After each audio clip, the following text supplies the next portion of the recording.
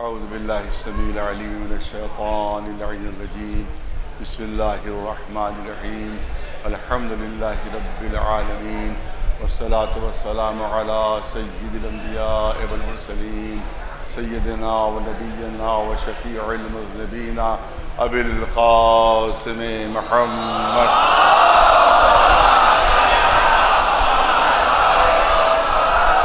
اہل بیت الطیبین الطاہرین المعصومین اما بعد فقد قال اللہ سبحانہ تبارک و تعالی فی کتابہ المبین وہو اصدق القائلین ما آتاکم الرسول فخذوہ وما نہاکم عنہ فانتہوا واتقوا اللہ ان اللہ شدید العقاب صلوات بھیجے بر محمد و آل محمد.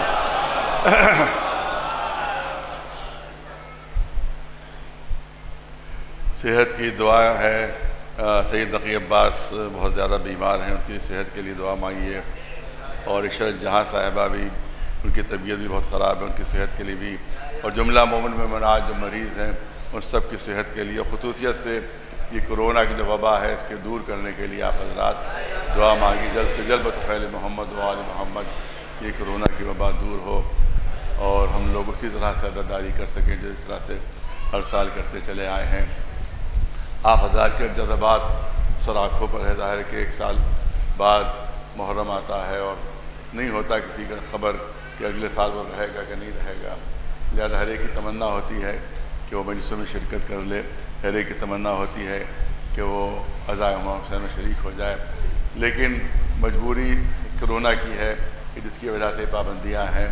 اور یہ صرف یہ پہلی مجلس میں عرض کر دیا تھا کہ اس کو کوئی دشمنی نہ سمجھیے، آپ اس کو کوئی یہ نہ سمجھیے کہ کوئی دشمنی میں کام ہو رہا ہے، بلکہ یہ ہماری بھلائی کے لیے ہو رہا ہے.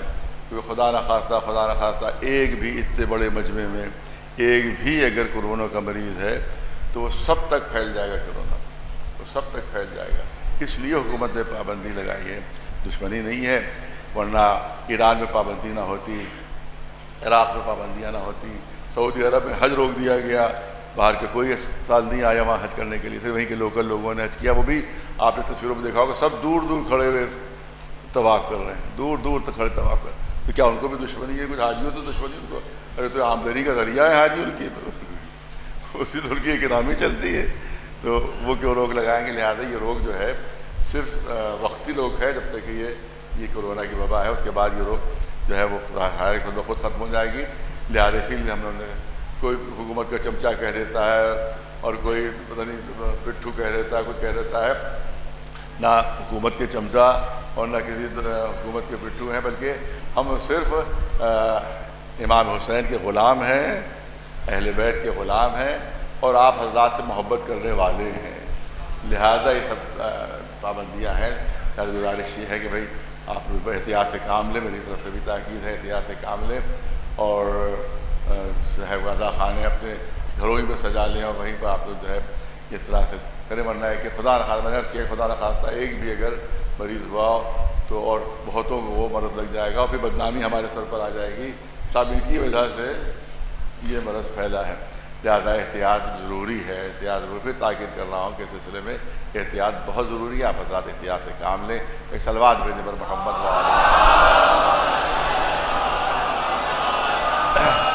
بہت سی باتیں رہ گئی ہیں اور ابھی تک تو تمہیدی مکمل نہیں ہوئی ہے.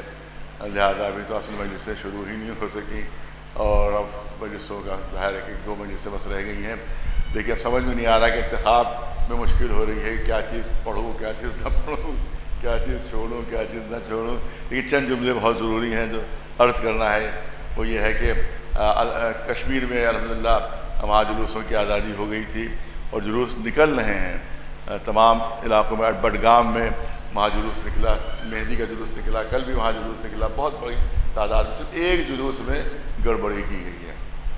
ایک واقعہ سب جلوس نکل رہے ہیں، ایک جلوس میں گڑبڑی کی گئی ہے. وہ سری نگر کا جلوس ہے جو خاص وہاں کے جو لال چوک سے نکلتا ہے اور وہاں پر بھی گڑبڑی کرنے والے کون ہیں؟ ہم تو نہیں سمجھتے کہ وہ حسینی ہو سکتے ہیں، ہم نہیں سمجھتے کہ وہ امام حسین کے ماننے والے ہو سکتے ہیں، بلکہ انہوں نے سیاسی نعرے وہاں پر گئے، سیاسی بینر لگائے ہوئے بھی تھے اپنے سینے. ہمارے پاس تصویریں موجود ہیں، سیاسی بینر بھی اپنے سینے پہ لگائے ہوئے تھے، سیاسی نعرے، اور سیاسی نعرے لگا بھی رہے تھے۔ میں نے پہلے ہی گزارش کی تھی کہ اگر جلوسوں کو آپ کو صحیح طریقے سے نکالنا ہے تو ان جلوسوں کو سیاسی رنگ نہیں دیجیے بلکہ حسینی رنگ دیجیے۔ امام حسین کے جلوس بنائیے، ان کو عزاداری کے جلوس بنائیے، آپ اس میں سیاسی نعرے اگر آپ لگائیں گے تو اسی طرح۔ لیکن چند لوگوں نے گڑبڑی کی تھی، وہ بھی ایک ملا جو ابھی تک میں اس کے خلاف نہیں بولا ہوں، ابھی تک اس کے خلاف نہیں بولا ہوں، لیکن جب وہ عزاداری کی دشمنی پہ اتر آیا ہے اور امام حسین کی دشمنی پہ اتر آیا ہے تو مجبوراً مجھے بولنا پڑ رہا ہے کہ لاہور میں کٹھولہ ہے جو اپنے کو شیعہ کہتا ہے، لیکن وہ وہابیوں کے چنگل میں ہے، اور وہابی اس کو استعمال کر رہے ہیں، اور وہاں کی ISI جو خفیہ ایجنسی ہے وہ اس کا وہ ایجنٹ ہے، کیونکہ اس نے جو مدرسہ بنایا ہے وہ اربوں روپے کا ہے۔ نہ پاکستان کے شیعوں میں اتنا دم ہے کہ اتنا بڑا مدرسہ بنوا سکے، اور نہ ایرانی حکومت کے یہ حالات ہے کہ وہاں سے اتنی رقم مل سکے، لہذا اس کو یہ سب خفیہ ایجنسیوں کے ذریعے سے اتنی رقم ملی کہ اس نے اربوں کا مدرسہ بنا لیا ہے، اور پھر وہاں سے وہ الٹے سیدھے بیانات۔ میرے خلاف کتنے بیانات اس نے دیے، میں نے کوئی جواب نہیں دیا۔ آج تک آپ نے سنا کہ میں نے کہا جواب کوئی دیا ہو؟ کوئی جواب نہیں دیا میں نے، کیونکہ میری ذات کے اوپر حملہ کر رہا تھا، میری ذات پر حملہ کر رہا تھا، لہذا میں نے کوئی جواب نہیں دیا۔ لیکن جب عزاداری کا معاملہ آ گیا ہے اور حسینیت کا معاملہ آ گیا ہے، اب میرے لیے کہنا واجب و لازم ہے کہ وہ شیعوں کا دشمن ہے، عزاداری کا دشمن ہے، کیونکہ اسی نے یہ فتویٰ دیا تھا کہ یہ جتنے یہ ذوالجناح ہے، یہ علم ہے، یہ تعزیے ہیں، یہ تابوت ہیں، یہ سب بدعتیں ہیں، یہ اس کا فتویٰ ہے، یہ اس کا، اور اپنے کو آیت اللہ خمینی سے بڑھ کر سمجھتا ہے، آیت اللہ خمینی سے اور آیت اللہ خامنئی سے اپنے کو بڑھ کر سمجھتا ہے۔ اس کا دماغ اتنا خراب ہو گیا ہے کہ اپنے کو آیت اللہ خامنئی سے بڑھ کر سمجھتا ہے، کہ وہ چیزیں جو نہیں سمجھ پا رہے ہیں وہ میں سمجھ رہا ہوں، اور اس کے ماننے والے بھی جو ہیں، اور اس کے پیسے جو ہیں، ظاہر ہے کہ اس کے پاس اپنے پیسے تو ذاتی ہیں نہیں، یقیناً خفیہ ایجنسیوں سے مل رہے ہیں کہ جو وہ ہندوستان میں بھی اس کے پیسے آ رہے ہیں، یہاں بھی بٹ رہے ہیں اس کے پیسے، کشمیر میں بھی اس کے پیسے بٹ رہے ہیں۔ میں نہیں بتاؤں گا کچھ کہ کہاں کہاں، آگے تو حکومت کا کام ہے، خود پتہ چلا ہے وہ، لیکن یہاں بھی پیسے اس کے بٹ رہے ہیں، اور مختلف مقامات پر، جس کی وجہ سے وہ عزاداری کو نقصان پہنچا رہا ہے اور حسینیت کو نقصان پہنچا رہا ہے۔ بہترین طریقے سے محرم ہو رہا ہے کشمیر میں، صرف وہ گڑبڑی کر رہا ہے اپنے ایجنٹوں کے ذریعے سے، لیکن میں نام اس کا نہیں لینا چاہتا، نام اس کا میں نہیں لوں گا، کیونکہ میں نہیں چاہتا کہ اس کی وجہ سے اس کا نام جو ہے کم از کم مشہور ہو جائے، وہ لہٰذا میں نام نہیں۔ لیکن یہ کہ وہ ISI کا ایجنٹ ہے، وہ پاکستان کی خفیہ ایجنسیوں کا ایجنٹ ہے، اور وہ حسینیت کا بھی دشمن ہے، وہ شیعوں کا بھی دشمن ہے۔ بتائیے کتنے شیعہ ہیں ہندوستان میں، کتنے ہوں گے؟ 135 کروڑ کی آبادی ہے، 135 کروڑ کی آبادی ہے، 2% بھی تو شیعہ نہیں ہے انڈیا میں، 2% بھی شیعہ نہیں، اور وہ نعرے لگا رہا ہے کہ انقلاب لے آؤ، لال قلعے پر قبضہ کر لو، یہ کر لو، وہ کر لو۔ احمقانہ چیزیں، بالکل احمقانہ بیانات اس کے ہیں کہ جن کا عقل سے کوئی تعلق نہیں ہے، جس کا فہم سے کوئی تعلق نہیں ہے، صرف وہ جو پیسے مل رہے ہیں اس کو، اس لیے وہ ایسے بیانات دے رہا ہے۔ اور وہ شیعوں کو، جو شیعہ آتنکواد سے ہمیشہ جو ہے بچے رہے ہیں، اور کبھی آتنکواد کا دھبا شیعوں کے دامن پر نہیں آیا، اس کی کوشش ہے کہ شیعہ بھی آتنکوادی بن جائیں، وہ چاہتا ہے شیعہ بھی آتنکوادی بن جائے۔ لہٰذا میں اس شخص کی جو لاہور کے حجرے میں بیٹھا ہوا وہاں سے الٹے سیدھے بیانات دے رہا ہے، پاکستان میں شیعوں کا قتل عام ہوتا ہے، یہ خاموش بیٹھا رہتا ہے، ایک لفظ اس کے منہ پر نہیں آتا، وہاں قتل عام ہو جاتا ہے، ایک لفظ نہیں کہتا، لیکن یہاں کے شیعوں کو بھڑکاتا ہے وہ کہ صاحب یوں اٹھ جاؤ، یوں بغاوت کر دو، یوں انقلاب برپا کر دو، یہ کر دو، وہ کر دو، الٹے سیدھے بیان۔ اس کا مطلب شیعوں کو مصیبت میں پھنسا رہا ہے وہ۔ ارے وہاں کے لیے بھی تو کبھی بولو جو وہاں شیعہ مارے جا رہے ہیں، اپنے ملک میں شیعہ مارے جا رہے ہیں، اس کے لیے ایک لفظ نہیں کبھی کہا اس نے، کبھی ایک بیان نہیں دیا اس نے، اور یہاں کے شیعوں کو وہ بھڑکانے کی کوشش کرتا ہے۔ لہٰذا ہم اس کی بھی مذمت کرتے ہیں، اور اس کے جو ایجنٹ ہیں ان کی مذمت کرتے ہیں، اور ان سے ہماری گزارش یہ ہے کہ وہ سیاسی نہ بنے، حسینی بنے، حسینی بنے۔ اور ان علماء کا شکریہ ادا کرتے ہیں کہ جہاں جن لوگوں نے ہمارا ساتھ دیا، ہمارے اعلان کا ساتھ دیا اور جلوس کی قیادت کی علماء نے، لیکن ان علماء کے لیے ہم جو مخالف ہیں ان سے لیے بھارت میں گزارش ہے، ان کے لیے دعا بھی ہے کہ اللہ ان کو نیک ہدایت کرے۔ ظاہر ہے کہ ان کے لیے میں نہیں کوئی غلط لفظ استعمال کرنا چاہتا، میں اتنا ہی کہوں گا کہ اللہ ان کو نیک ہدایت کرے، اور وہ جو ہے وہ وہاں پر سیاسی نعرے لگوا کر امام حسین کے جلوسوں کو خراب نہ کریں اور اس کو وہ تباہ و برباد نہ کریں اور وفاداری وہاں کی ختم نہ کریں۔ ارے 39 سال بعد وہاں کے جلوس کھلے ہیں، لہٰذا ان سے میری ہاتھ جوڑ کر گزارش ہے کہ ان جلوسوں کو نکلنے دیں، اور امام حسین کے نام، امام حسین کا آپ نام لے لیجئے، الگ سے انقلاب کے نعرے کی ضرورت ہی نہیں ہے، حسین کے نام ہی میں انقلاب پوشیدہ ہے۔ ایک صلوات بھیجے مولانا۔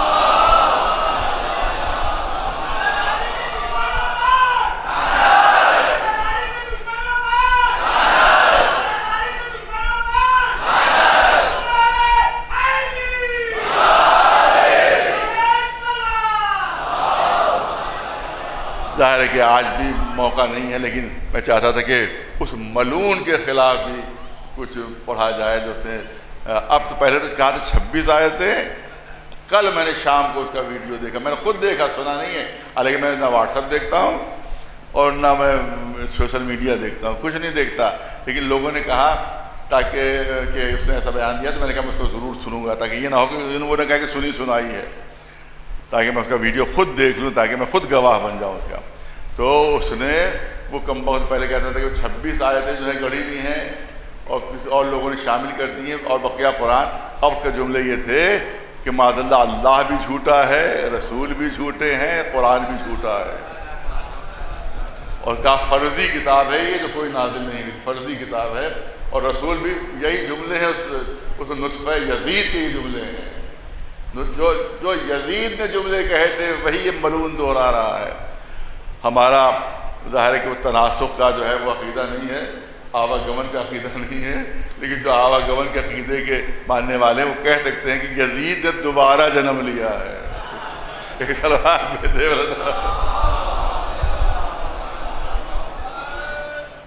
تو یہ اس نے اپنے گاڑی پہ بیٹھا کہہ رہا ہے کہ رسول بھی جھوٹا، اللہ بھی جھوٹا، نبی بھی جھوٹے، اور اس کے بعد کالا کرتا پہنا ہے شیعوں کو دھوکہ دینے کے لیے، نخاسی شیعوں کو دھوکہ دینے کے لیے وہ کالا کرتا پہنے گا۔ بڑے چاہنے والے ہیں حسین کے ہیں، ہم کالا کرتا پہنے میں ہیں، یہ بتاؤ کہہ رہا شریعت فرضی ہے، نبی فرضی ہے، قرآن فرضی ہے، تو جب شریعت فرضی ہے تو شریعت کی حفاظت کے لیے اگر کوئی شہادت دے دے تو وہ شہادت بھی فرضی ہو جائے گی۔ اس کا مطلب ہے کہ حسین نے جو قربانیاں دی معاذ اللہ وہ غلط قربانیاں دی ہیں، جو ایک فرضی شریعت کے بچانے کے لیے قربانیاں دی ہیں، ایک غلط معاذ اللہ قرآن کو بچانے کے لیے قربانیاں دی ہیں۔ رسول جو رسول ہی نہیں تھا معاذ اللہ، نبی نہیں تھا، اس کے پیغام کو بچانے کے لیے حسین نے قربانیاں دی ہیں، تو اس کا مطلب ہے کہ امام حسین کی قربانیاں بھی فرضی معاذ اللہ ہو گئیں۔ اور اس کے بعد سیاہ کرتا پہنے ہوئے ہے اور چند جاہل قسم کے شیعہ جو ہیں کہ ارے صاحب بہت بڑا مولائی ہے، اور کچھ مولوی اب بھی خاموش ہیں، اس کا مطلب ہے کہ ان کے نطفے میں بھی کہیں نہ کہیں یزید کا خون ہے، جو ابھی تک خاموش ہیں، ابھی تک خاموش ہیں، اور ایک لفظ اس کے خلاف نہیں کہہ رہے۔ کچھ تو اندر کچھ تو حمایتی ہیں اس کے، کچھ ملعون مولوی اس کے حمایتی ہیں، جس میں ایک بہت بڑھ چڑھ کر حصہ لے رہا ہے کہ جو یہاں کا رہنے والا نہیں ہے بلکہ وہ سلطان پور کے علاقوں کا رہنے والا ہے، وہ وہاں کا رہنے والا ہے، اور وہ یہاں آ کر بس گیا ہے اور اپنے کو راجپوت کہتا ہے کہ میں راجپوت ہوں۔ ہمارا شیعہ ہونے پر فخر نہیں کرتا، محب اہل بیت ہونے پر فخر نہیں کرتا، راجپوت ہونے پر فخر کرتا ہے کہ میں راجپوت ہوں۔ سنیے، پہلی مرتبہ آپ لوگ سن رہے ہیں، پہلی مرتبہ بیان کر رہا ہوں کہ ہمارے خاندان میں نام ریپیٹ ہوئے ہیں۔ سب سے پہلے جو تھے وہ کلب حسین تھے، سب سے پہلے، ان کے بیٹے کلب عابد تھے، ان کے بیٹے پھر کلب صادق تھے، وہ ہمارے پردادا، پھر ان کے بیٹے کلب حسین، پھر ان کے بیٹے کلب عابد اور کلب صادق، پھر ان کے بیٹے کلب حسین اور کلب عابد، تو یہ نام ریپیٹ ہوئے ہیں۔ تو اصل جو کلب حسین تھے ان کے بیٹے تھے کلب عابد، کہ جن کی قبر مشہد میں ہے، جن کی قبر مشہد میں ہے، وہ مشہد میں دفن ہے، ان کا نام تھا کلب عابد، یعنی ہمارے پردادا کے والد، ہمارے پردادا کے والد، انہی نے ان لوگوں کو دوسرے مذہب سے مسلمان بنایا تھا۔ ہمارے خاندان کے ہاتھوں یہ مسلمان بنے ہیں. یہ ان کے مولانا محمود الحسن، میں ثبوت بھی پیش کر دوں، مولانا محمود الحسن صاحب کے والد کا جب چہلو ہوا تھا تو اس میں جو مجلس کا رقعہ چھپا تھا اس میں پورا درج ہے، اس میں پورا درج ہے. جس کا مطلب ہے کہ ڈاکومنٹری پروف ہمارے پاس موجود ہے، اس میں پورا درج ہے.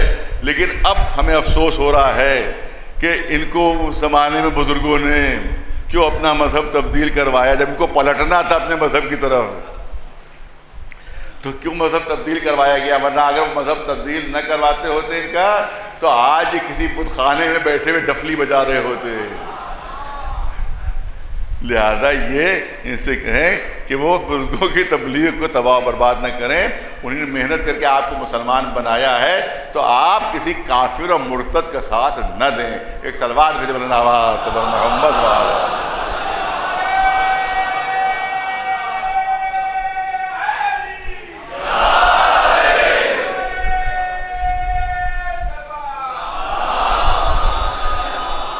کیونکہ بے ایمانی سے ایک وقت پر قابض ہیں.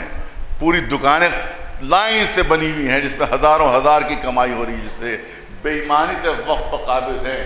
بے ایمانی کے پیسے آ رہے ہیں، لہذا مخالفت نہیں کر رہے ہیں. کیا پتہ پھر دوبارہ یہ بن جائے تو ہماری تولیت جو ہے وہ ختم ہو جائے گی. تو لالچ میں اس کا ساتھ دے رہے ہو، لالچ میں اس کا ساتھ دے رہے ہو. جب لالچ میں اس کا ساتھ دے رہے ہو پھر تم میں اور شمر میں کیا فرق رہا؟ پھر تم میں اور حرملہ میں کیا فرق رہا؟ پھر تم میں اور سنان میں کیا فرق رہا؟ پھر تم میں ابن زیاد میں کیا فرق رہا؟ پھر تم میں عمر سعد میں کیا فرق رہا؟ وہ بھی لالچ ہی میں آئے تھے جو حسین کا خون بہا رہے تھے. لہذا آج کے حرملہ بھی تم ہی ہو، آج کے یزید بھی تم ہی ہو، آج کے ابن زیاد بھی تم ہی ہو. ایک صلوات بھیجے بلند آواز سے بر محمد. ایک صلوات بلند آواز سے بر محمد وآلہ.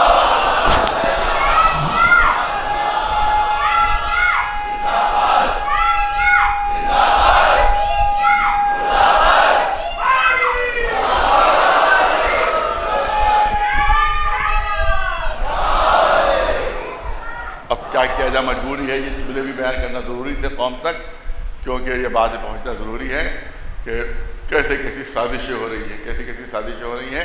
اب میں چاہتا ہوں تھوڑی دیر، کیونکہ آج مسائل بھی زیادہ پڑھے جاتے ہیں، لہذا زیادہ فضائل کا وقت نہیں ہے. کل میں نے آیہ مودت کا تذکرہ کیا تھا. پہلی مرتبہ ان مجلسوں میں آیہ مودت، یوں تو مجلسیں پڑھتا رہتا ہوں آیہ مودت، تو بہت پڑھی میں نے مجلسیں، بے شمار مجلسیں آیہ مودت پہ پڑھی ہیں، لیکن کبھی کفر باب میں اس موضوع کو اختیار میں نے نہیں کیا. آج میں چاہتا ہوں کہ چند جملے اس آیہ مودت کے سلسلے میں کہ جس میں اجر رسالت محبت اہل بیت، اور اس کے بعد رسول نے ارشاد فرمایا. اس کے بعد ابن تیمیہ اور کون سب نے بہت زبردست اعتراض، آج بھی اعتراض ہوتا ہے اور کہا جاتا ہے کہ بھائی کسی نبی نے اجر نہیں مانگا، کسی رسول نے اجر نہیں مانگا، اور آپ کہتے ہیں رسول اللہ اجر مانگ رہے ہیں. تو میں نے کل جملہ کہا تھا تو مجمع میں سناٹا چھا کیا تھا. میں نے کہا تھا کسی نبی نے بھی اجر نہیں مانگا اور رسول نے بھی اجر نہیں مانگا. رسول نے بھی اجر نہیں مانگا ہے. رسول نے کہاں اجر مانگا ہے؟ اسے کہلوایا جا رہا ہے. قل، اے رسول کہہ دیجئے، اے رسول کہہ دیجئے، رسول نہیں اجر مانگ رہے ہیں، اللہ مانگ رہا ہے. اللہ اجر مانگ رہا ہے. قل، اے رسول کہہ دیجئے کہ آپ کی رسالت کا اجر مودت اہل بیت ہے. مودت اہل بیت ہے. میں نے مودت کے سلسلے میں کئی مجلسیں الگ الگ پڑھ چکا ہوں. یہاں چاہتا ہوں بچوں تک بات پہنچے. محبت کا لفظ نہیں ہے بلکہ لفظ مودت ہے. علماء سے پوچھا گیا کہ محبت کا لفظ کیوں نہیں استعمال ہوا، لفظ مودت کیوں استعمال ہوا؟ تو علماء نے بتایا کہ محبت اور مودت میں فرق ہے. اب میں دو تین جملے و فرق آپ کے سامنے پیش کرنا چاہتا ہوں، اور اس بات کے ساتھ، اس تشریح کے ساتھ کہ ہمیشہ حکم جو ہے وہ اکثریت پہ لگایا جاتا ہے. کوئی چیز، کوئی حکم ایسا نہیں، کوئی قانون ایسا نہیں کہ جس میں ایکسیپشن نہ ہو. ما من عام من وقد خص، کوئی بھی عام ایسا نہیں ہے کہ جس میں تخصیص نہ ہو، جس میں تخصیص نہ ہو، جس میں خصوصیت نہ ہو. تو یہاں پر کچھ مستثنیات ہیں، مگر میں جو اکثریت ہے اس کے مطابق فیصلہ کر رہا ہوں اور اسی کے مطابق فرض واضح کر رہا ہوں، کیونکہ کہیں کہیں یہاں کے اوپر یہ ایکسیپشن ہو بھی جاتا ہے کہیں کہیں. لہذا ایکسیپشن ذہن میں رہے جو میں باتیں کہوں. آپ نے دیکھا کہ محبت کا لفظ بھی عربی کا لفظ ہے اور مودت کا لفظ بھی عربی کا لفظ ہے. مگر اللہ اجر رسالت کے لیے محبت نہیں مانگ رہا ہے بلکہ مودت مانگ رہا ہے، مودت مانگ رہا ہے۔ جب علماء سے پوچھا، میں نے کہا حکم اکثریت پر ہوتا ہے، یہ ذہن میں رہے، جب علماء سے پوچھا کہ محبت اور مودت میں فرق کیا ہے تو انہوں نے کہا کہ بہت بڑا فرق ہے محبت اور مودت میں نے کہا بات اکثریت پر ہے کہ محبت عموماً صورت سے ہوتی ہے، محبت عموماً صورت سے ہوتی ہے مگر مودت ہمیشہ سیرت سے ہوتی ہے، مودت ہمیشہ سیرت سے ہوتی ہے۔ محبت اکثر جذبات کا ابال ہوتا ہے، اکثر جذبات کا ابال ہوتا ہے مگر مودت میں ہمیشہ عقل کا استعمال ہوتا ہے۔ ایک سلوات بھیجے بلند آواز سے اور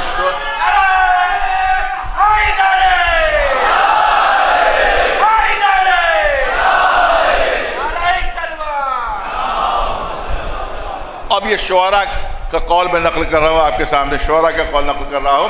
وہ یہ کہتے ہیں کہ محبت پہلی نظر میں بھی ہو جاتی ہے، محبت پہلی نظر میں بھی ہو جاتی ہے لیکن مودت ہمیشہ معرفت کے بعد ہوتی ہے، مودت ہمیشہ معرفت کے بعد ہوتی ہے۔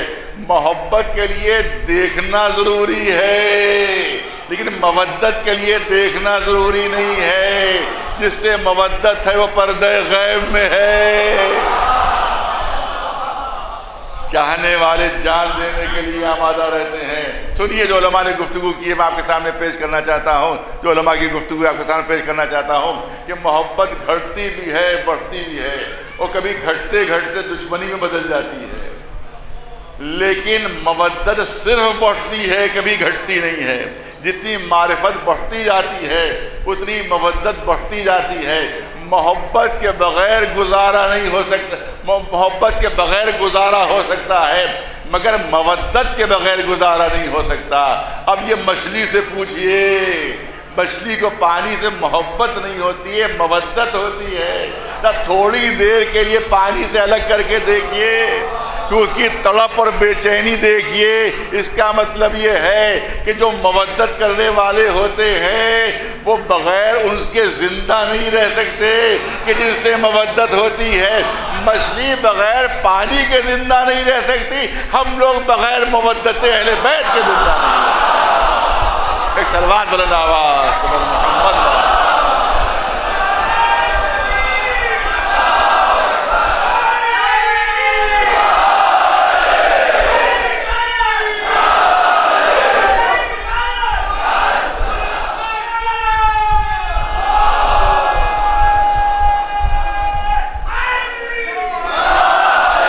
بس جلدی جلدی کیونکہ اب مجھے ذرا بات کر لینے دیجیے کیونکہ وقت بہت کم رہ گیا ہے، لہذا میں چاہتا ہوں جلد سے جلد بات جو ہے زیادہ زیادہ باتیں جو ہے اپنے بچوں جوانوں تک پہنچ، بزرگوں سے خطاب نہیں ہے، علماء سے خطاب نہیں ہے بلکہ بچوں اور جوانوں سے خطاب ہے کہ علماء نے جو آپس میں گفتگو کی ہے محبت اور مودت کے سلسلے میں، اس کا خلاصہ میں آپ کے سامنے پیش کر رہا ہوں۔ وہ فرماتے ہیں علماء کہ محبت چھپائی جا سکتی ہے مگر مودت نہیں چھپائی جا سکتی، مودت نہیں چھپائی جا سکتی، اور اس کی بہترین مثال میثم تمار ہے۔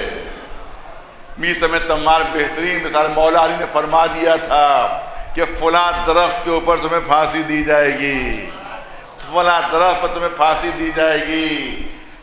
اب تمام تاریخ میں درج ہے کہ میثم تمار روز صبح کو اٹھ کر اس درخت میں پانی دیا کرتے تھے، جس کے لیے مولا علی نے فرمایا تھا کہ اس درخت پر تمہیں پھانسی دی جائے گی، اس پہ پانی دیا کرتے تھے کہیں سوکھ نہ جائے، پانی دیا کرتے تھے۔ اب میں دوسروں کی مثال نہیں دوں گا، خود اپنی مثال دوں گا کہ اگر مجھے معلوم ہو جائے کہ کسی درخت پر مجھے پھانسی چڑھائی جائے گی تو رات میں اٹھ کر آری لوں گا اور راتوں رات اس درخت کو کہا کہ نہ رہے بانس نہ بجے بانسری۔ یہ ہمارا انداز ہو، لیکن وہ میثم تمار کا انداز تھا کہ اس میں مسلسل پانی دے رہے ہیں کہ وہ درخت سوکھنے نہ پائے۔ جب چڑھائے جانے لگے پھانسی کے اوپر تو جو لوگ پھانسی پر چڑھا رہے تھے انہوں نے کہا کہ اگر ابھی علی سے بیزاری کا اعلان کر دو ابھی بچ جاؤ گے، ابھی جان بچ جائے گی۔ اس نے پوچھا کہ تم جناب بھی سب پوچھتے تم میرے بارے میں کیا جانتے ہو؟ تم میرے بارے میں کیا جانتے ہو؟ کہ ہم یہ جانتے ہیں کہ تم علی سے بہت محبت کرتے ہو، بہت محبت کرتے ہو۔ کہا نہیں، محبت نہیں، مودت کرتا ہوں، لہذا پھانسی کے اوپر چڑھ بھی جاؤں گا مگر میری زبان رکے گی نہیں، میں مدح اہل بیت کرتا رہوں گا۔ اور اس کے بعد جب یہ گرفتار ہو کر پہنچے ہیں ابن زیاد کے دربار میں، جو ابن زیاد نے حکم دیا ہے کہ فلاں درخت پر پھانسی دو، تو میثم تمار مسکرانے لگے، میثم تمار مسکرانے لگے۔ اے میثم، ارے تمہاری پھانسی کا حکم دیا جا رہا ہے، تمہیں اس پھانسی پر، درخت پر پھانسی پہ لٹکایا جائے گا، تم ہنس رہے ہو، تم مسکرا رہے ہو؟ کہ میں اس لیے مسکرا رہا ہوں کہ جو آقا نے کہا تھا اس پر تو ہر بحرف عمل کر رہا ہے، اس پر تو ہر بحرف عمل کر رہا ہے۔ بتاؤ مولا نے تمہیں کیا کیا کہا تھا؟ کہا تھا اس درخت پر پھانسی دی جائے گی، اور کیا کہا تھا؟ کہا تھا ہاتھ پیر کاٹے جائیں گے، کہا اور کیا کہا تھا؟ کہا تھا زبان کاٹی جائے گی، کہا تھا زبان کاٹی جائے گی۔ اب اس نے حکم دے دیا کہ اس درخت پر پھانسی بھی دی جائے، ہاتھ پیر بھی کاٹے جائے، مگر زبان نہ کاٹنا، تاکہ علی کی بات جھوٹی ہو جائے، تاکہ علی کی بات غلط ہو جائے۔ ہاتھ پیر کاٹ دیے گئے جناب میثم تمار کے، درخت پر پھانسی پر چڑھا دیا گیا، مدح اہل بیت کر رہے ہیں، ذکر علی کر رہے ہیں۔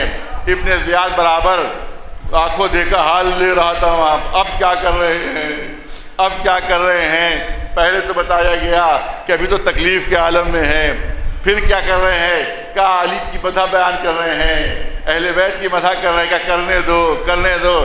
اب کیا کر رہے ہیں؟ کہا اب اہل بیت کا شجرہ بیان کر رہے ہیں، اہل بیت کا شجرہ بیان کر رہے ہیں، شجرہ طیبہ بیان کر رہے ہیں، کہ کرنے دو کرنے دو۔ تھوڑی دیر بعد اب کیا کر رہے ہیں؟ کہا سرکار آپ کا شجرہ بیان کرنے لگے ہیں،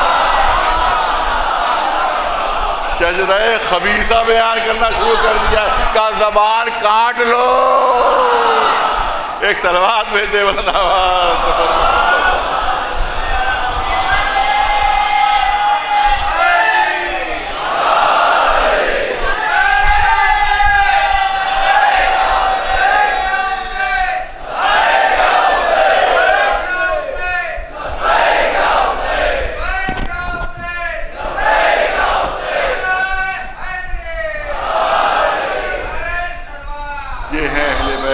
دو تین جملے اس کے بعد بھی میں عرض کروں گا، لیکن ابھی دو تین جملے جو ضروری ہیں وہ عرض کرنا چاہتا ہوں کہ ہم علیہ السلام کہتے ہیں، اس پر اعتراض ہے، ہم صلوات بھیجتے ہیں اس میں آل رسول کو شامل کرتے ہیں، اس پر بھی اعتراض ہے۔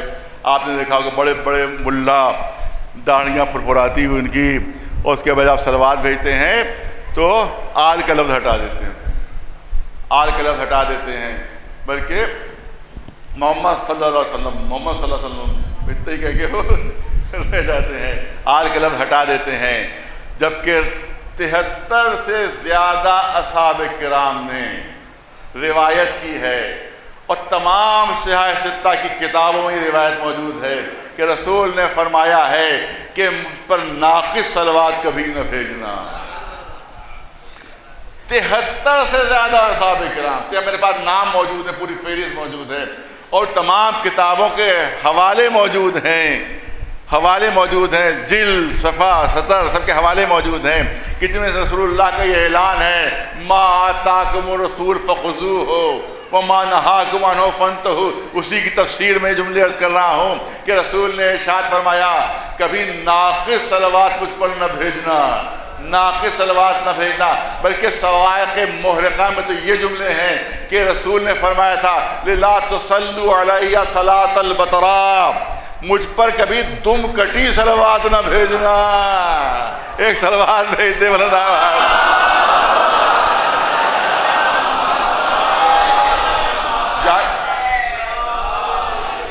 جا کے لغت میں عربی کی دیکھ لیجئے بترا کے کیا معنی ہیں۔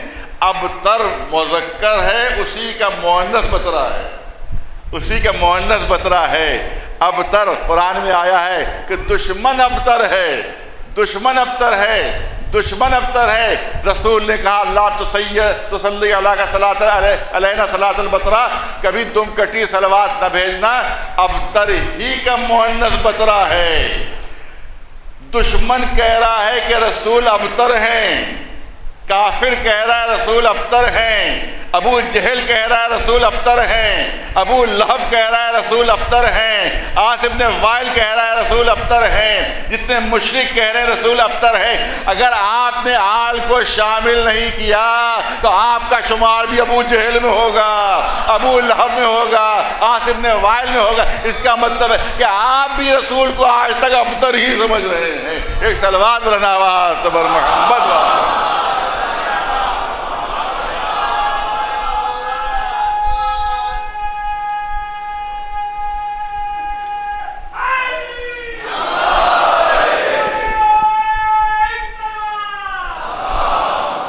اور مسلمان بھائیوں سے بہت معذرت کے ساتھ یہ جملے، ان کا ملا انہیں دھوکہ دیتا ہے، ان کے مولوی ان کو دھوکہ دیتے ہیں، جب بھی شامل بھی کرتے ہیں آل کو تو کچھ اور اس میں اضافہ کر دیتے ہیں، اس میں اور کچھ بڑھا دیتے ہیں۔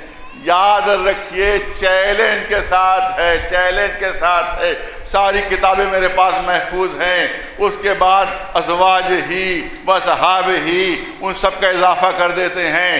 اصحاب ہی کا پڑھانا یہ بدعت ہے، بدعت۔ مسلمانوں سے معذرت کے ساتھ معافی کے ساتھ عرض کرنا چاہتا ہوں، ارے ان مولویوں سے کہیے کہ سیاہ ستہ میں کوئی بھی ایسی حدیث دکھا دے جس میں رسول اللہ نے فرمایا ہو کہ صلوات میں اصحاب کو بھی شامل کر لو، صلوات میں اصحاب کو بھی شامل کر لو۔ ارے کوئی حدیث تو دکھا دو۔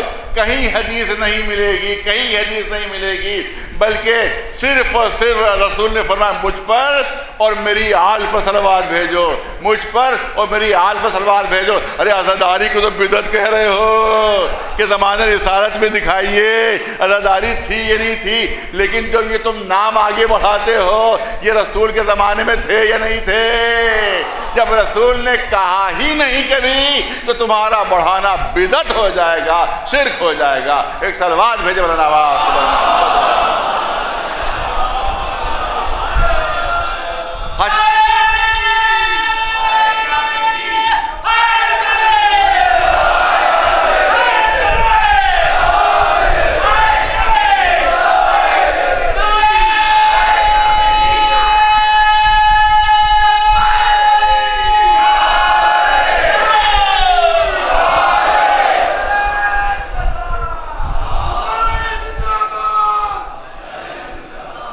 یہ بس سن لیجئے دو تین کیونکہ بہت اہم ہے، کیونکہ بہت یہ حساس معاملہ جو میں نے چھیڑ دیا یہاں کر۔ آج تک میرے خیال میں شاید کسی نے یہ مسئلہ نہیں چھیڑا ہوگا جو میں نے یہاں چھیڑ دیا، یا اگر چھیڑا بھی ہو تو میری اطلاع میں نہیں ہے کہ جو آگ پہ بڑھا دیا جاتا آل ہی و اصحاب ہی۔ کوئی ایک حدیث سے ستہ کی دکھا دو کہ جس میں رسول اللہ نے اس طرح سے صلوات بھجوائی ہو کہ دیکھو میرا اصحاب کو بھی شامل کر لینا۔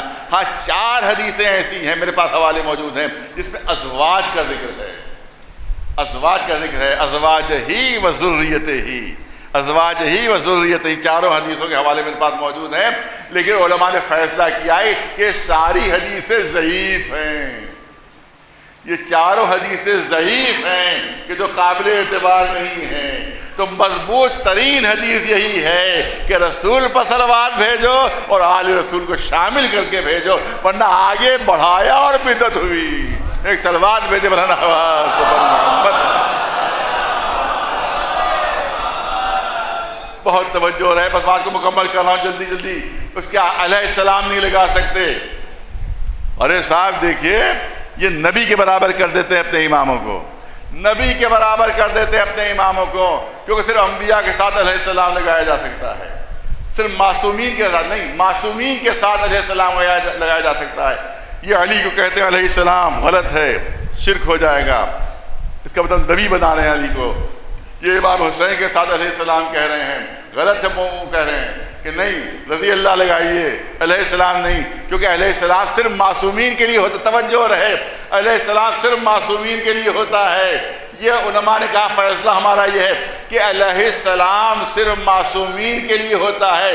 میں ان علماء کا شکریہ ادا کرتا ہوں، ارے توجہ رہے، میں ان علماء کا شکریہ ادا کرتا ہوں کہ جنہوں نے یہ فتویٰ دیا ہے کہ علیہ السلام صرف معصومین کے ساتھ لگایا جا سکتا ہے۔ کسی غیر معصوم کے ساتھ علیہ السلام نہیں لگایا جا سکتا۔ بخاری شریف میرے پاس موجود ہے، ترمذی شریف میرے پاس موجود ہے، سنن ابو داؤد میرے پاس موجود ہے، ابن ماجہ میرے پاس موجود ہے، مسند النسائی میرے پاس موجود ہے۔ ساری کتابیں اٹھا کر دیکھ لیجئے، صحیح بخاری میں موجود ہے عن علی علیہ السلام، صحیح بخاری میں ہے عن علی علیہ السلام، صحیح مسلم میں ہے عن علی علیہ السلام، ترمذی شریف میں ہے عن علی علیہ السلام، اور ایک کتاب میں تو اس طرح سے ہے کہ عن حسین ابن علی علیہ السلام۔ امام حسین پر بھی سلام ہے، مولا علی پر بھی سلام ہے، جنہوں نے یہ کہا کہ صرف معصومین پر علیہ السلام کہا جا سکتا ہے، میں ہم کو سلام کر رہا ہوں۔ بڑی اچھی آپ نے بات کر دی۔ ارے اس زمانے میں ماحول ایسا تھا کہ صحیح بخاری والے صاف نہیں لکھ سکتے تھے کہ علی معصوم ہیں، واضح نہیں لکھ سکتے تھے کہ حسین معصوم ہیں، لیکن علیہ السلام لکھ کر قیامت تک کے لیے انہوں نے ثابت کر دیا کہ اگر معصوم نہ ہوتے تو بخاری شریف میں علیہ السلام نہ آ رہا ہوتا۔ ایک صلوات بھیجے ورنہ آواز۔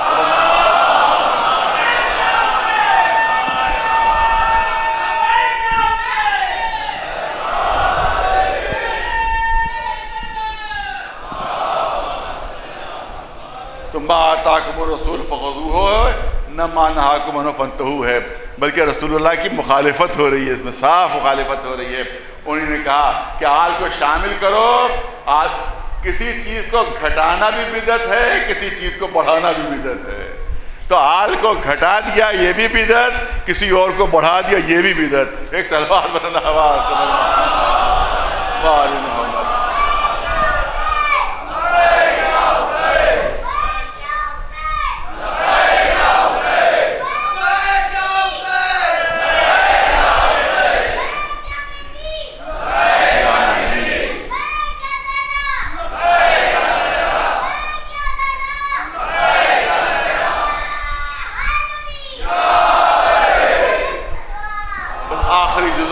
چاہتا ہوں، وارث علم رسالت یہی ہیں، وارث علوم رسالت یہی ہیں، صفات و کمالات رسول اللہ ان میں ظاہر ہو رہے ہیں، یہ آئینہ کمالات رسول اللہ ہیں۔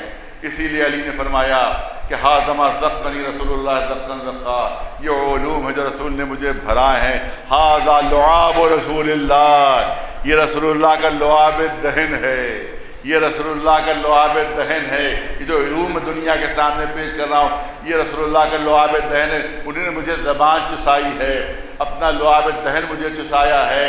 بچے پہلے تعجب کرتے ہوں گے کہ یہ لعاب دہن سے علم کیسے پہنچ جاتا ہے، یہ لعاب دہن سے علم کیسے پہنچ جاتا ہے۔ علی کہہ رہے کہ مجھے زبان چسائی، حسین کہہ رہے کہ مجھے زبان چسائی، سارے علوم مجھ تک آ گئے۔ ارے کتابیں پڑھی جاتی ہیں تب علم آتا ہے، پروفیسرز کے لیکچر سنے جاتے ہیں تب علم آتا ہے، زبان چوسنے سے کون سا علم آ جاتا ہے، لعاب دہن سے کون سا علم آ جاتا ہے۔ لیکن آج کی ریسرچ نے ہم کو بتایا، بہت توجہ بچوں جوانوں سن لو، آج کی ریسرچ نے ہمیں بتایا کہ چیٹیوں کی بھی پوری حکومت ہوتی ہے، ان کے یہاں بھی پورا نظام ہوتا ہے، پورا ان کے یہاں بھی پوری فوجیں ہوتی ہیں، ان کے یہاں لشکر ہوتے ہیں، ان کے یہاں لوگ معین ہوتے ہیں کہ فلاں یہ کام کرے گا، فلاں یہ کام کرے گا، فلاں یہ کام کرے گا۔ تو ایک چیٹی معین کی جاتی ہے کہ جو خبر لاتی ہے کہ دیکھو کہاں شکر موجود ہے، کہاں گڑ موجود ہے، کہاں کھانا موجود ہے، کہاں پانی موجود ہے، وہ سب چاروں طرف سے گھومتی جاتی ہے، اور گھومتی جا کر سب خبریں جمع کرتی رہتی ہے۔ پہلے سینکڑوں خبریں جمع ہو جاتی ہیں اس کے پاس، سینکڑوں خبریں جمع ہو جاتی ہیں۔ تو اب بتاؤ یہ دوسری چیٹیوں تک یہ خبر پہنچتی کیسے ہے، یہ معلومات پہنچتی کیسے ہیں؟ تو آپ خود کبھی تجربہ کر کے دیکھ لیجئے گا، بچوں سے کہہ رہا ہوں تجربہ کر کے دیکھ لیں، جہاں چیٹیوں کا بہت بڑا مجمع ہو وہاں آپ دیکھیں گے ایک چیٹی آتی ہے اور اپنا منہ دوسری چیٹی سے ملا لیتی ہے، 1 سیکنڈ کے 1000ویں حصے میں منہ ملاتی ہے، پھر ہٹ جاتی ہے، پھر دوسری چیٹی کے پاس جاتی ہے اور اپنا منہ وہاں ملا دیتی ہے اس سے، پھر ہٹ کے تیسری چیٹی کے پاس جاتی ہے، اپنا منہ ملا دیتی ہے، اس تک اپنا لعاب پہنچاتی ہے۔ یہ کون ہے کہ جو علوم لے کر آ رہی ہے، جو اطلاعات لے کر آ رہی ہے۔ آج کے ریسرچ کاروں نے بتایا کہ لعاب دہن ہی میں اس کے جو ہلکا سا لعاب دیتی ہے، ارے ساری معلومات اسی میں ہوتی ہیں، ساری معلومات اسی میں ہوتی ہیں. جو دوسری چیٹی ہوتی ہے جس تک وہ لعاب دہن پہنچتا ہے وہ لعاب دہن کو ڈی کوڈ کرتی ہے, اس کے ذریعے سے پوری معلومات حاصل کر لیتی ہے. تو اب نہ کہو کہ لعاب دہن سے کیسے علم پہنچتا ہے. رسول نے لعاب دہن پہنچایا, علی نے اس کو ڈی کوڈ کیا. ایک باب علم کا دیا تھا رسول نے, ایک باب علم کا دیا تھا, اسی سے علی نے 1000 باب ڈی کوڈ کر لیے. ایک سلوات بھیجے برناواز محمد والا, صلوات بلند آواز پر محمد والا. اب انشاءاللہ زندگی و حیات رہی تو کل باقی جو تھوڑی بہت چیزیں رہ گئی ہیں اور تھوڑی سی مائع معدت کی ذیل میں عرض کرنا ہے. لیکن اب کیونکہ یہ بات آ گئی ہے لہذا میں کر رہا ہوں. امام مولا علی زبان چوز کر, امام حسن زبان رسالت چوز کر, امام حسین لعاب دہن رسالت پرورش پائی. ایک شخصیت اور بھی ہے جس نے لعاب دہن عصمت پر پرورش پائی ہے, جس نے لعاب دہن امامت پر پرورش پائی ہے, کہ جس کا ذکر کرنے ہم یہاں پر بیٹھے ہیں. اس کا نام ہے ابو الفضل العباس. روایات میں ہے کہ امام جناب عباس نے امام حسین کی زبان چوز کر پرورش پائی. امام حسین کی زبان لعاب عصمت سے اور لعاب امامت سے پرورش پائی ہے. کیا اثر ہے لعاب امامت کا. میں آج سے تقریباً 20 سال پہلے میں نے یہ واقعہ یہاں امام باڑے میں پڑھا تھا. آج میں اس کو دہرانا چاہتا ہوں یہاں بچوں اور جوانوں کے سامنے. آپ دیکھیں کوئی 200-250 سال پہلے کی بات ہے کہ ایک عالم تھے, بزرگ تھے, وہ مجلس پڑھ رہے تھے یا کوئی درس دے رہے تھے. اس میں ان کی زبان سے نکل گیا جناب عباس کے سلسلے میں کہ شجاعت میں تو ان کا بہت بڑا نام ہے, صبر میں تو ان کا بہت بڑا نام ہے, وفا میں تو ان کا بہت بڑا نام ہے, لیکن علم میں ان کی کوئی منزلت ہمیں نظر نہیں آئی. یہ ان کی زبان سے نکل گیا اپنے درس میں یا اپنے کسی مجلس میں ان کی زبان سے نکلا. شام کو گھر پر آئے, وہ کھانا وانا کھایا, آرام کرنے کے لیے لیٹ گئے, سو گئے, آنکھ لگی.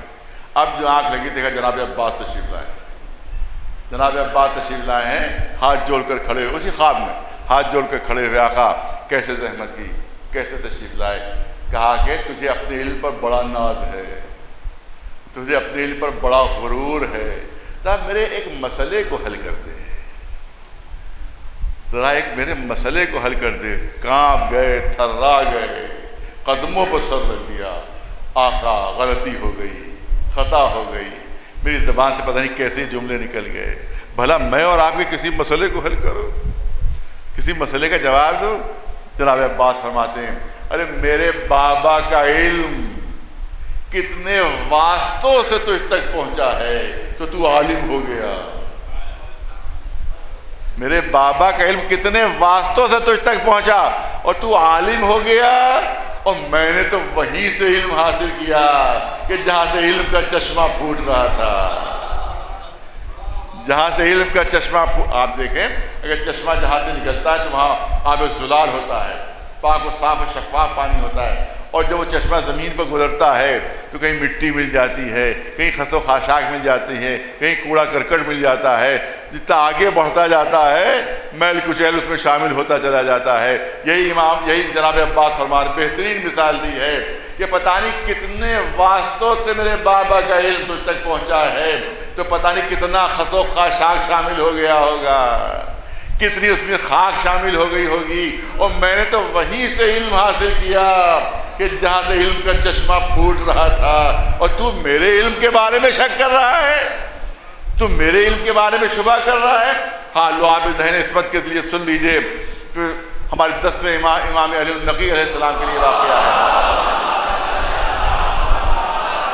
کہ ہندوستان کا ایک شخص جاتا ہے, بس بات مکمل ہو گئی. ہندوستان کا ایک شخص جاتا ہے, ہندوستان سے ایک شخص گیا امام سے ملاقات کے لیے. روایت میں ہے کہ امام نے اس سے ہندی زبان میں گفتگو کرنا شروع کی.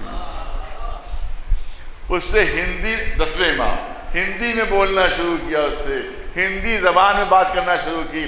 جب وہ شخص واپس چلا گیا تو امام کے ایک صحابی ابو ہاشم وہاں موجود تھے. انہیں ابو ہاشم نے کہا کہ اے آقا کیا آپ ہندی زبان بھی جانتے ہیں, کیا آپ ہندی زبان سے بھی واقف ہیں؟ تو امام نے کلی جواب دیا، ٹوٹل جواب دیا. آپ نے فرمایا ارے اگر سب کی زبانیں نہ جانوں گا تو سب کا امام کیسے بنوں گا؟ سب کی زبانیں نہ جانوں گا تو سب کا امام کیسے بنوں گا؟ ابو ہاشم کہتے ہیں میں نے کہا آقا مجھے بھی کچھ علم عطا کر دیجئے، مجھے بھی کچھ علم دے دیجئے. سامنے ایک ننھی سی کنکری پڑی ہوئی تھی. امام نے فرمایا کہ ایک کنکری اٹھا کر ابو ہاشم مجھے دے دو. وہ ننھی سی کنکری امام نے لی، اپنے دہن پر اپنی زبان پر رکھی، اپنی زبان پر ننھی سی کنکری رکھی، اس میں ہلکا سا لعاب دہن امام کا آ گیا. اب امام نے فرمایا کہ یہ کنکری اے ابو ہاشم تم اپنی زبان پر رکھ لو. وہ کنکری جس میں ہلکا سا لعاب دہن امامت تھا، جیسے ہی ابو ہاشم نے اپنی زبان پر رکھی، کہتے اسی وقت 70 زبانوں کا عالم بن گیا. تو جس کی زبان پر ہلکا سا لعاب دہن امامت آ جائے اس کا علم اتنا بڑھ جاتا ہے، اور جس نے 2 سال تک لعاب دہن امامت سے علم حاصل کیا ہو اس کے علم کی منزل کیا ہوگی؟ ایک صلوات بلند آواز محمد والے.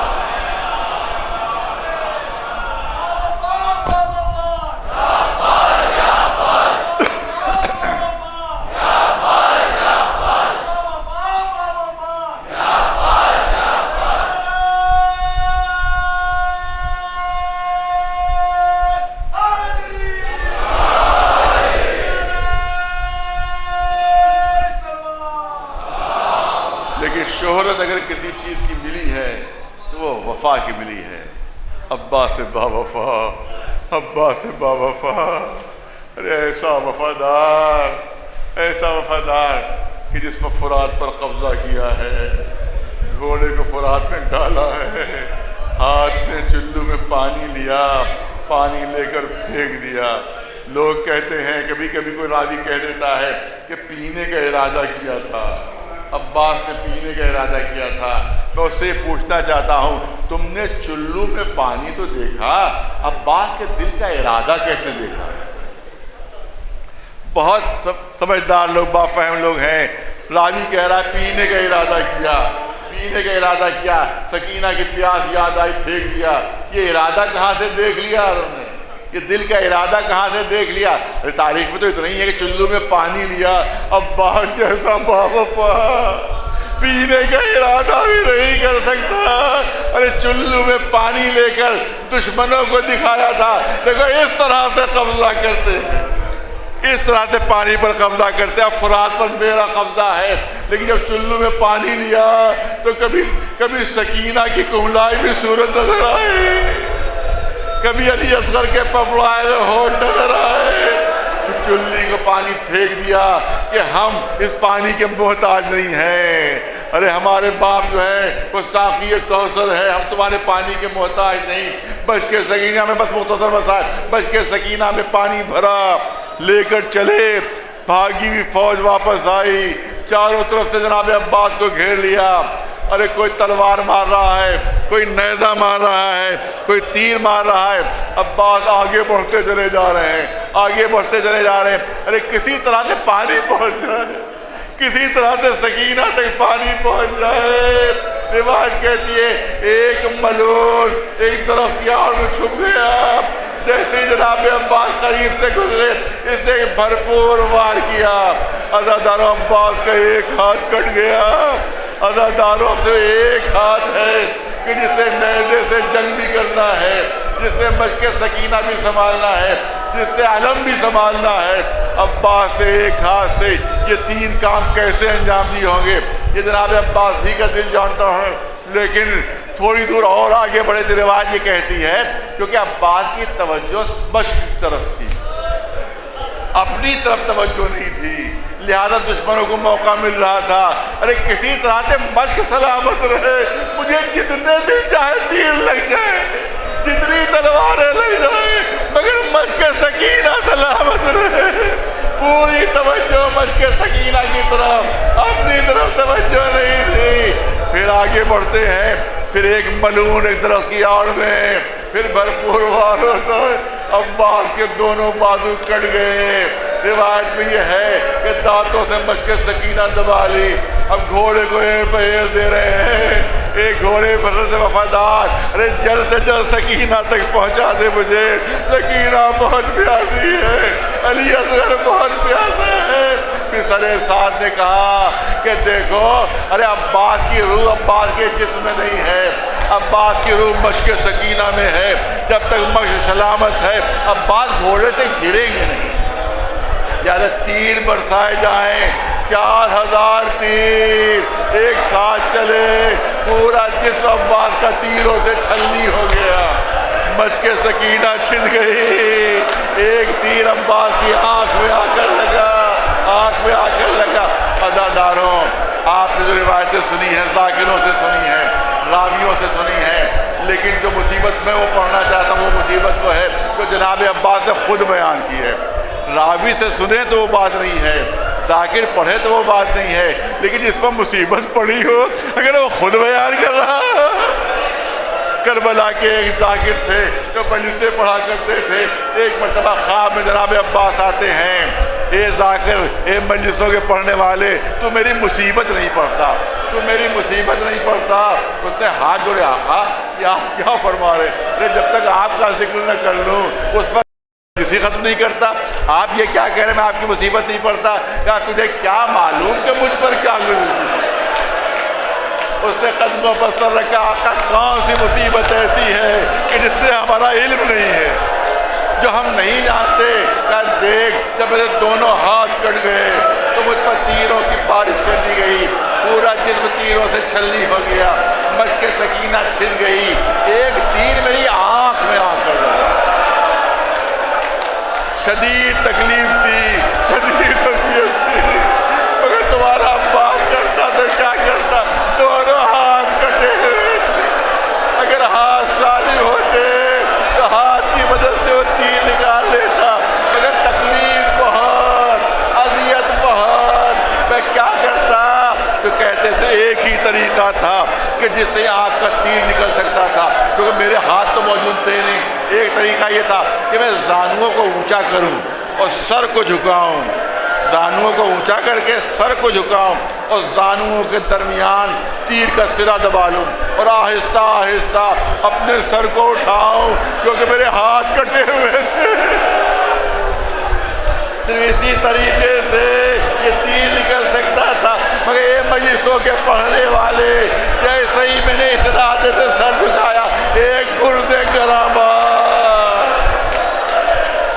میرے سر پر پڑا، سر شگافتہ ہوا کہ اور آ کر عباس زمین پر گرے۔ بس ہزارہ مجلس ختم ہوئی سے زیادہ موقع نہیں ہے۔ علامہ مہدی بحر العلوم بیان فرماتے ہیں کہ میرے بچپن ایک عمر تھا، 7-8 برس کا صرف تھا، میں کربلا کی زیارت پر گیا۔ اس زمانے میں تہہ خانے عام لوگوں کے لیے کھلے ہوئے تھے، عام لوگ اندر سے زیارت کر سکتے تھے، تو میں تہہ خانے میں اترا اپنے باپ کے ساتھ، 7-8 برس کا میرا سن تھا۔ میں اصل قبر عباس تک گیا، آقا عباس کی قبر تک گیا، میں نے قبر کی زیارت کی۔ جب میں واپس پلٹنے لگا تو میں نے اپنے بابا سے ایک سوال کیا، میں نے بابا سے اپنے پوچھا، بابا یہ بتائیے کہ آپ ہی لوگ کہتے ہیں کہ آقا عباس کا قد اتنا بلند تھا، اتنا بلند تھا کہ جب گھوڑے پر بیٹھتے تھے تو پیر زمین سے لگ جاتے تھے، کیا یہ بات بابا صحیح ہے؟ کہاں بالکل صحیح ہے، آقا عباس کا قد اتنا بلند تھا کہ جب گھوڑے پر بیٹھتے تھے تو پیر زمین سے لگ جاتے تھے۔ کہا بابا پھر ایک سوال کے میرے جواب دے دیتے۔ کیا سوال کرنا چاہتے؟ ارے جب اتنا قد بلند تھا تو یہ قبر اتنی چھوٹی کیوں ہے؟ یہ قبر اتنی چھوٹی کیوں ہے؟ باپ نے چیخ ماری، ارے تو نے میرے دل کو ٹکڑے ٹکڑے کر دیا، میرے دل کو زخمی کر دیا۔ ارے بابا آپ بتائیے یہ قبر اتنی چھوٹی کیوں ہے؟ کہا سن، جب عباس زخمی حالت میں کربلا کی زمین پر پڑے ہوئے تھے، دونوں بازو کٹے ہوئے تھے، سر شگافتہ تھا، وہ ہمارے ساتھ گھوڑے کی پیٹھ پر کھڑا ہوتا ہے اور فوج والوں کو خطاب کر کے کہتا ہے، اے فوج والوں، کون ہے جو علی سے انتقام لینا چاہتا ہے؟ کون ہے جو علی سے انتقام لینا چاہتا ہے؟ ارے ہزاروں تلواریں اٹھ گئیں، ہزاروں ہاتھ اٹھ گئے، ہم علی سے انتقام لینا چاہتے ہیں، ہم علی سے انتقام لینا چاہتے ہیں۔ کسی نے کہا ہمارے باپ کو مارا تھا، کسی نے کہا ہمارے چچا کو مارا تھا، کسی نے کہا میرے بھائی کو مارا تھا، مگر علی یہاں کہاں ہے جو مجھ سے انتقام ہے؟ ہمارے ساتھ نے کہا علی تو نہیں ہے، ارے علی کا لال عباس بے وقت امیر پر پڑا ہوا ہے، جو انتقام لینا چاہے علی سے آ کر عباس سے انتقام لے لے۔ ہزاروں تلواریں چلنے لگی، عباس کے کربلا کی زمین پر بکھرنے لگے۔ تو امام زین العابدین دفن کرنے کے لیے آئے تو ایک چادر میں سارے ٹکڑے جمع کر کے